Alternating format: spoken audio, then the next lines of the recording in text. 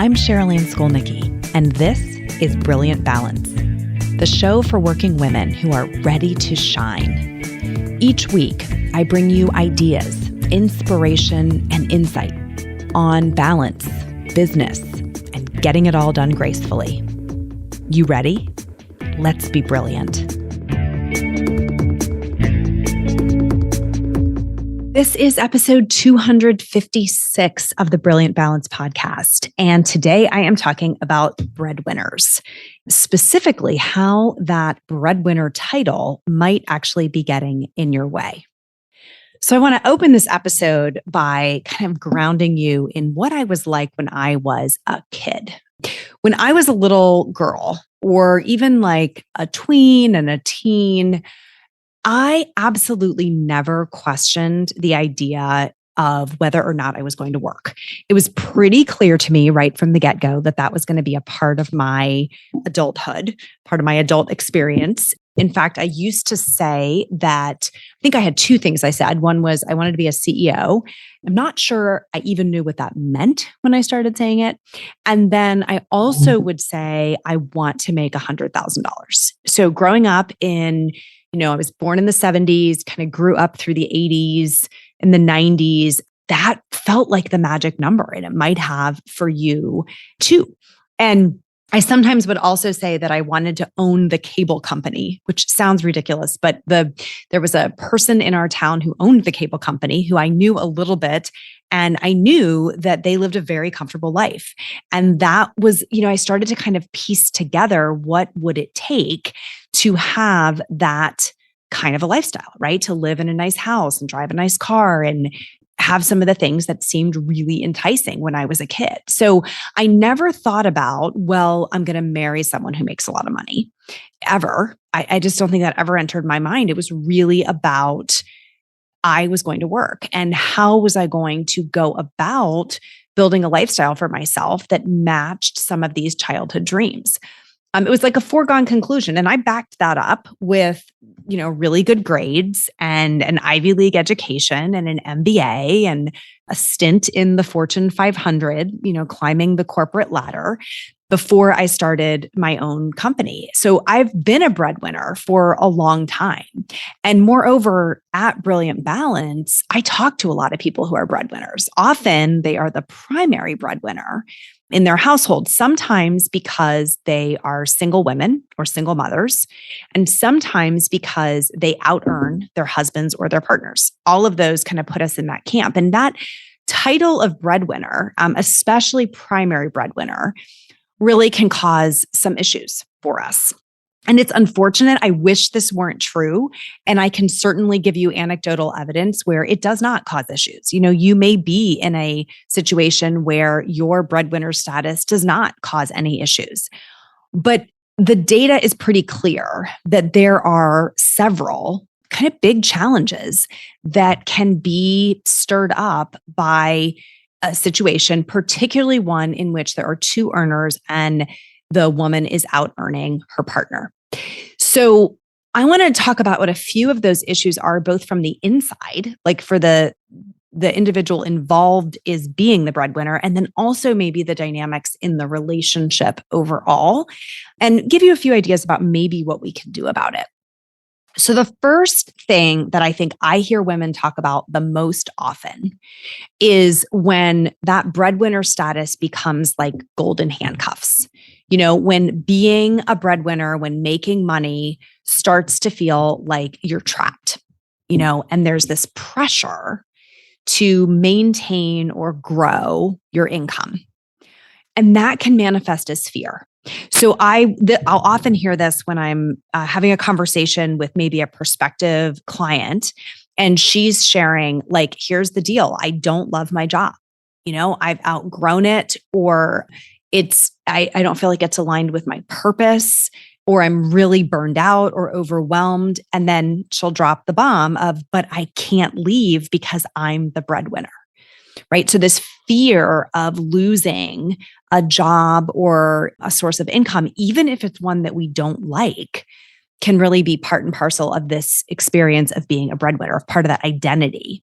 It can cause an avoidance to change. right? We can get real attached to something we don't even like very much. It can make us unwilling to take a risk or to go for something, to try something that we really want if we're concerned about what we're going to give up in order to do it, right? So that pressure, those golden handcuffs, or feeling really trapped is one of the first problems that can manifest with breadwinner status. It can also create like a sense of an added weight on your shoulders, right? There's already so much responsibility, just adulting in general, right? Parenting brings a whole new boatload of it.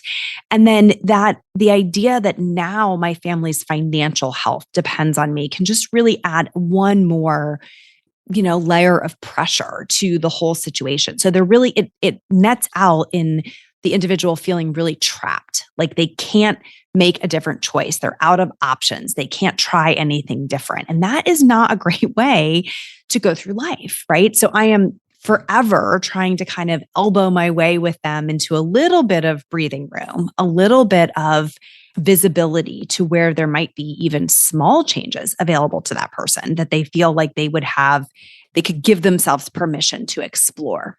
So that's the first one. And if you're feeling that, you are definitely not alone. If as you're listening to me, you're like, oh, I gotta take a big deep breath because I am carrying around a lot of pressure. I just want you to know you're not alone and that it is very real, very normal. And it comes with the sort of the energetic load of carrying the financial responsibility for yourself and or your family. Now, here's where it gets really tricky for women. And it is that because I would argue that first feeling could apply to a lot of men as well, who could feel really trapped in a role they don't want to be in because they are financially responsible for their family.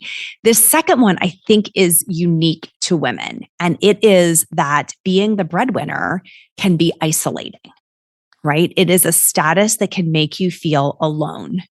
Why? Why is that? Because this dynamic is still not as common. Only about 29% of women today are breadwinner, according to the Census Bureau. And I think that's 2019 data. So it predates the pandemic, which actually makes things worse. So post-pandemic, what we expect to see in the data as it comes out is a drop in that number because so many women left the workforce altogether or took dramatic steps back out of necessity to care for children, or because it, caused them to reevaluate, is this even worth it? So that number of 29% might even be a little high as we sit here in 2022. So not only is it truly less common, right? It's only under 30% of us who are in this status. It is also not as talked about socially. So think about bonding for women. How do women bond? If you go to like a social event, it is much less common for women to get asked, what do you do?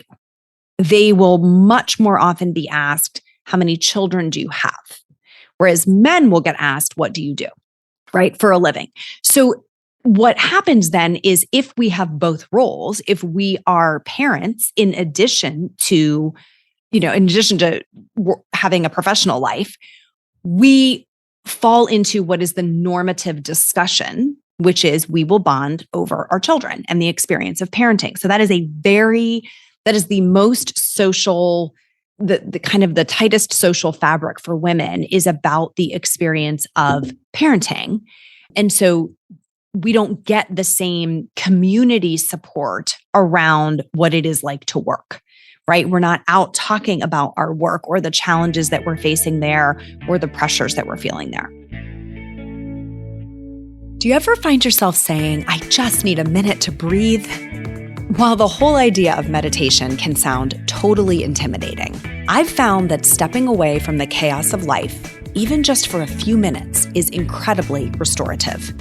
So if you're short on time, but could use a few moments of peace right about now, listen to my 5-minute meditation for working moms.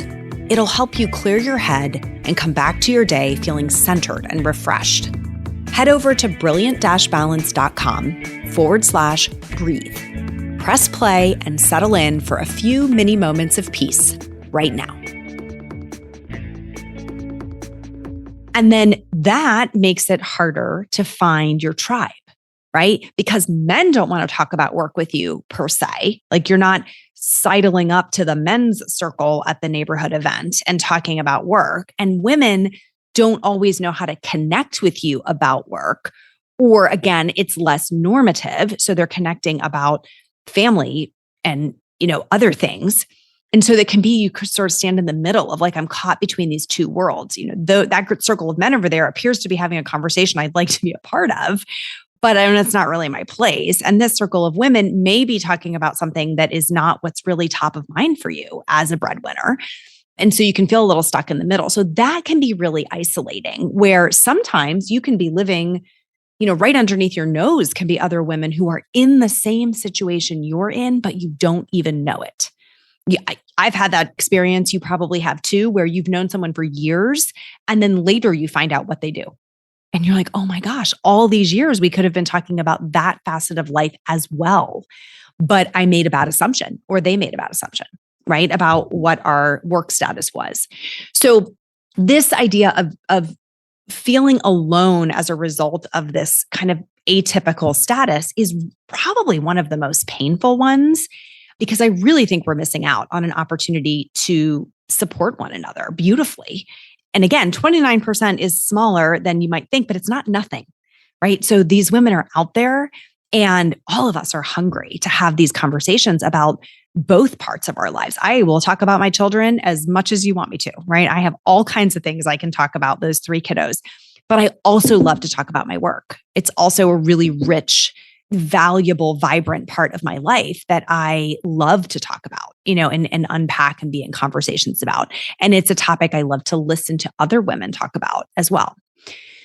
So that's the second challenge. The second way that title might actually be getting in your way is it could be creating a sense of isolation. And the third one is probably the most painful.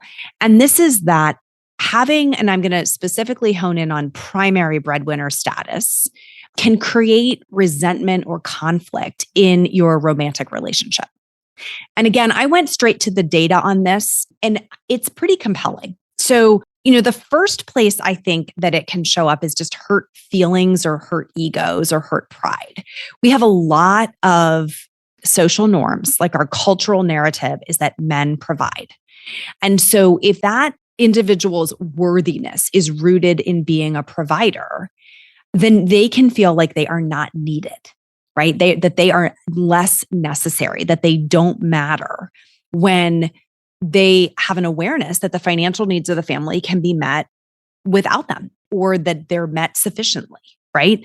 So that notion of pride or a sense of identity or value or worth can really get challenged when we are in the atypical relationship, right? If you are making more than your partner. That leads to a couple of really interesting statistics. One is that there is more deceit or dishonesty about earnings when the woman makes more money. So couples, this was the data, are 16% more likely to underreport the wife's earnings if she earns more than half the household income, right? And they're also 6% more likely to overreport the husband's income. And it doesn't matter who you're asking, whether you're asking the husband or the wife, the result is the same. So the way it works is women tend to accurately report their own, but then they inflate their husband's earnings to make it look even. And men will get their own income correct and then underreport their wives. So they'll bring them down to try to make it more even. I find that fascinating. I don't know who we're lying to in that, but that is fascinating, right? That we will literally lie about the actual split in earnings to try to protect everyone's feelings. The next thing that is statistically happens more often is infidelity. So men who make less money than their female partners are more likely to cheat. And that is a study done in 2010, looking at the incidence of infidelity in marriages and how it correlated to the income split between the spouses. That's interesting data, which not surprisingly leads to more divorce, right? It's not the only cause of divorce, but when women make more money, marriage difficulties can increase on a lot of different fronts, and divorce rates go up by 50%. Now, part of that, you might argue, is because women feel like they're not trapped in the marriage because they are financially independent. And I would say, that's an important piece of what could be going on in that data. The freedom to make a choice because you are financially empowered to do so. But I think it also speaks to the difficulties that can be inherent in the marriage because of this dynamic. We just aren't great at living in non-traditional households. So all of that, data, the fact that there are these golden handcuffs that can make the woman who's earning more feel trapped and pressured, that there's a feeling of isolation where she can feel really alone and like nobody gets her. And then that there's this resentment or conflict in the primary relationship, which candidly could be benefiting from this overall increased level of income, right? You would think your family could benefit from that.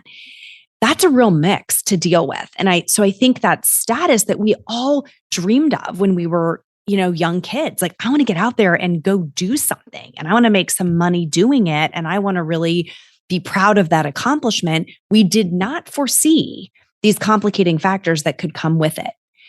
But since we're still going to be breadwinners, I don't think any of us are giving it up because of this status. What do we do about it? Right. And one of the things I think is important, and the reason I did this episode, is to be really mindful of these dynamics.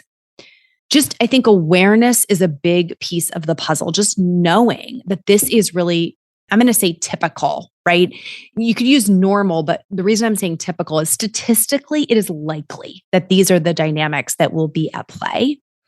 And being mindful of these allows you to not kind of stick your head in the sand and pretend they don't exist. It allows you to meet them head on and keep the lines of communication really open, right? And I'm talking about within your family unit, keeping those lines of communication open so that money doesn't become something that gets in the way of the dynamics of the relationship.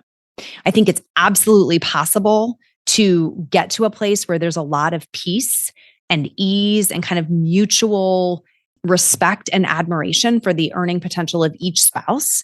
But it takes a lot of communication. It takes a lot of continuing to stay in the conversations, even when they're courageous.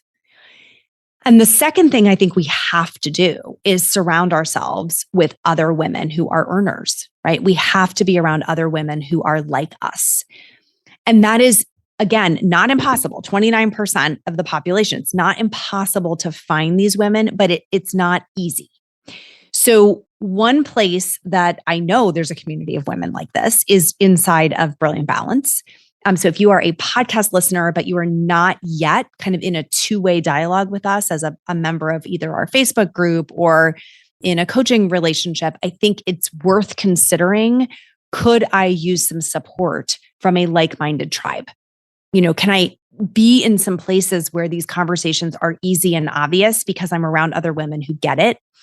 And I think we are a great place to start. If you are not already in one of those communities, easiest place to start is to go to Facebook, find the Brilliant Balance group and jump in there. And then I think you have to ask yourself, how much of a challenge is this particular dynamic causing in my life? And if it is causing a challenge because you are feeling trapped and pressured, right, by the golden handcuffs, if you are feeling isolated, or if you are starting to really feel the effects of conflict, then that is probably a signal that it's worth having a one-on-one conversation to see, what do you want to do about it? And you can do that. You can schedule time directly with me at our website. It's brilliant-balance.com. There's a link to schedule a consultation. I am happy to talk through this with you. I do it every day. Those are totally free. And it's just a really good starting point to see if you would benefit from some ongoing advisorship or just from a little bit of a pep talk and advice in that initial call. It is so important that we don't kind of stand out there as isolated instances of women who are pursuing the dreams we had back when we were kids. It really is going to be up to our generation to rewrite the scripts of how we view women who are earners, how we view women who are absolutely out there, forging significant professional accomplishments while raising families. Like, this is the generation of women that's going to change that narrative, and it's up to us to do it. So if I can support you as you go out there and do your part in that, then I am here for you. That is all for today, my friends. Till next time, let's be brilliant.